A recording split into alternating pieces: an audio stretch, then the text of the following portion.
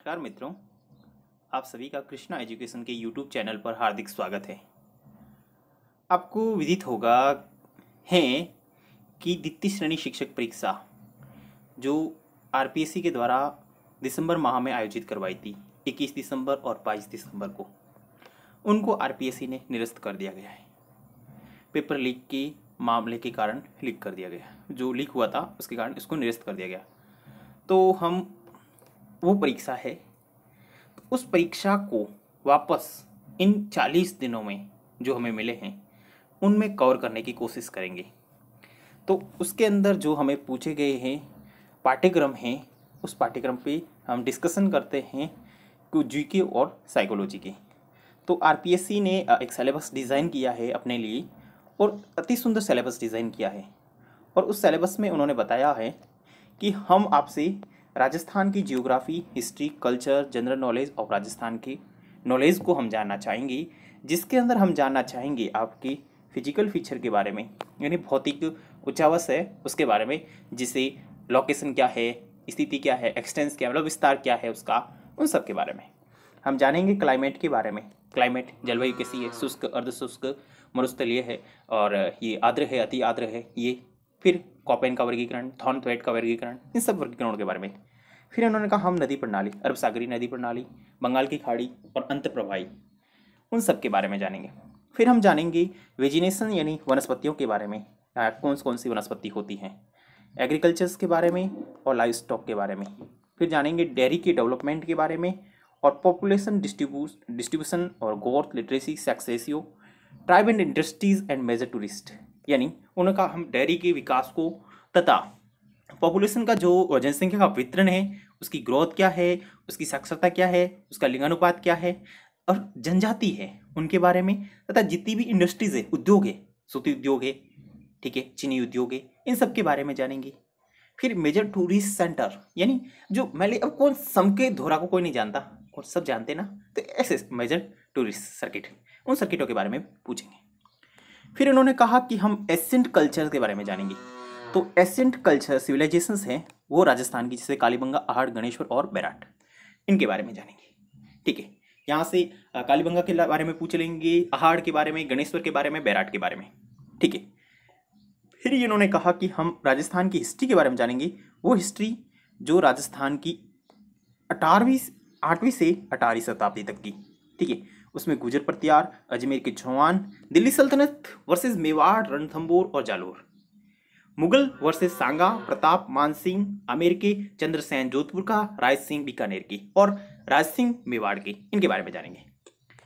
फिर उन्होंने कहा कि आपसे हम और नॉलेज लेंगे, और वो नॉलेज है अपना हिस्ट्री, जो फ्रीडम मूवमेंट हुए थे, जो स्ट्रगल हुए थे, उनके बारे में। उन्होंने ये बता दिया कि हम जानेंगे 1857 की क्रांति के बारे में, हम जानेंगे पॉलिटिकल अवेकनिंग यानी उसके जागरूकता के बारे में, राजनीतिक जागरूकता, प्रजामंडल के आंदोलन के बारे में, और किसान और जनजातीय आंदोलन। ठीक है, फिर उन्होंने कहा हम इंट्रीगेशंस, राजस्थान का जो एकीकरण हुआ 7 चरणों में, उनके बारे में। फिर हम सोसाइटी और रिलीजन्स यानी समाज और धर्म के बारे में जानेंगे। समाज और धर्म के अंदर लोग, देवी देवता है, संत है, आर्किटेक्चर, टेम्पल, फोर्ट, पैलेस यानी मंदिर है, किले हैं और पैलेस है, जगहें हैं, पेंटिंग यानी चित्रकला के बारे में, जो वरियस स्कूल है, मेवाड़ है, जोधपुर है, जो मारवाड़ है, ठीक है, ढूंढाड़ है, और हाड़ौती की है। फिर उन्होंने कहा आपके मेले और हम फेस्टिवल के बारे में, कस्टम यानी रिवाजों के बारे में, ड्रेस यानी पहनावे के बारे में, ऑर्नामेंट यानी उसके गहनों के बारे में। फिर उन्होंने कहा हम फोक म्यूजियम, जो म्यूजिक है, सॉरी, फोक म्यूजिक और डांस, आपका फोक यानी जो भी लोक गीत है, लोक नृत्य है, उनके बारे में। आपकी लैंग्वेज क्या है, लिटरेचर क्या है, आपकी भाषाएं कितनी है, भाषाएं कैसी है, आपका साहित्य क्या है, उन सब के बारे में, ये राजस्थान की। फिर इन्होंने कहा है कि हम आपके पॉलिटिकल और एडमिनिस्ट्रेशन, जो एडमिनिस्ट्रेटिव सिस्टम है उसके अंदर, जैसे राज्यपाल आ गया है, कैबिनेट है, चीफ मिनिस्टर है, स्टेट सेक्रेटरी है, चीफ सेक्रेटरी है, आरपीएससी है, जो हम अपने बारे में भी जानेंगे। ठीक है, आरपीएससी कह रही है हम अपने बारे में। फिर आपका ह्यूमन राइट कमीशंस, पंचायती राज, लेजिस्लेटिव, कौन सी असेंबली, ठीक है, स्टेट लेजिस्लेटिव असेंबली, हम केवल विधानसभा को पढ़ना है, विधान परिषद नहीं पढ़नी है। फिर इन्होंने कहा कि हम अपने सेकंड पार्ट के अंदर, सेकंड सेगमेंट है उसमें करंट अफेयर पूछेंगे। करंट अफेयर, जो मेजर करंट अफेयर के जो इशू है, कोई घटनाएं घटी हुई है जो राज्य स्तरीय हुई है, जैसे कोई भी सामाजिक आर्थिक और राजनीतिक, सामाजिक आर्थिक और राजनीतिक कोई भी घटनाएं हैं, ठीक है, उनके बारे में। गेम और स्पोर्ट, हम आप खेल और जो भी है खेल से संबंधित जितने भी कोई भी खेल है उस खेल से संबंधित जितनी भी जानकारी उनके बारे में पूछेंगे। फिर इन्होंने कहा कि हम सेकंड और थर्ड पोर्शंस के अंदर हम पूछेंगे राजस्थान के अलावा इंडिया और वर्ल्ड की। तो इंडिया और वर्ल्ड के बारे में उन्होंने कहा हम वर्ल्ड की जियोग्राफी पूछेंगे। वर्ल्ड की जियोग्राफी में क्या कहा कि आपको हम महाद्वीप, महासागर और उसके जितने भी लक्षण हैं उनके बारे में। फिर उन्होंने कहा ग्लोबल विंड सिस्टम यानी हवाओं के बारे में, जो वैश्विक पवन तंत्र है उसके बारे में। एनवायरनमेंट के जितने भी इशू है उसकी क्या स्ट्रेटजी रही है, क्या ग्लोबलाइजेशन के बारे में जानेंगे और इसके इम्पैक्ट, जो पॉपुलेशन डिस्ट्रीब्यूशन हुआ है विश्व के अंदर, पॉपुलेशन का किस तरह वितरण है और किस तरह उसका माइग्रेशन हुआ है, प्रवास हुआ, उन सब के बारे में। फिर इन्होंने कहा कि इंडिया की हम फिजिकल फीचर जानेंगे, मानसून प्रणाली क्या है, नदियाँ, वनस्पति और ऊर्जा के संसाधन, इतनी सी सिंपल। फिर इन्होंने कहा हम इकोनॉमिक्स में भी पूछेंगे आपसे। इकोनॉमिक में क्या पूछेंगे, मेनली इकोनॉमी में उन्होंने कहा कि हम आपको ग्रोथ, डेवलपमेंट, एग्रीकल्चर, इंडस्ट्री और सर्विस सेक्टर, फॉरेन ट्रेड क्या है आपका, ट्रेड के जो भी कंपोजिशन है, डायरेक्शन है, यानी आपको ये पूछेगा सीधे सीधे 3 चैप्टर के बारे में पूछेंगे। एग्रीकल्चर का मतलब कृषि के, उद्योग के और सेवा क्षेत्र। इसके अलावा आपका जो फॉरेन नीति है उनके बारे में हम पूछेंगे। फिर इन्होंने कहा कि हम इंडियन कॉन्स्टिट्यूशन और political system and foreign policy, political system क्या है, उसकी फॉरेन पॉलिसी है, उनके बारे में पूछेंगे। तो सबसे इंपॉर्टेंट यही पोर्शन है और यहाँ से मैक्सिमम सवाल आरपीएससी पूछती हैं और बहुत डिज़ाइन करती हैं। उन्होंने कहा सबसे अच्छा डिज़ाइन इसने किया कॉन्स्टिट्यूशन हिस्ट्री, इंडिया के रेफरेंस में सबसे ज़्यादा पूछी जाएगी आर्टिकल, जो एक्ट आया था 1919 का और 1935 का, यहाँ से। फिर इंडियन जो कॉन्स्टिट्यूशन है, रोल अम्बेडकर का क्या रोल रहा था, उसने किस तरह बनाया है कॉन्स्टिट्यूशन और उसके साइलेंट फीचर क्या है उसके बारे में, फंडामेंटल राइट के बारे में, फंडामेंटल ड्यूटीज़ क्या है, टीपीएसपी के बारे में और ऑफिस के बारे में पूछेंगे, कौन कौन से प्रेसिडेंट और prime minister. This is complete, ठीक है। यहाँ के अलावा पॉलिटिकल पार्टीज है, यहाँ से 2 सवाल पूछे जाते हैं, मिनिमम 2 सवाल, मैक्सिमम कुछ भी पूछ सकता है। और प्रेशर ग्रुप, दबाव समूह है, ठीक है।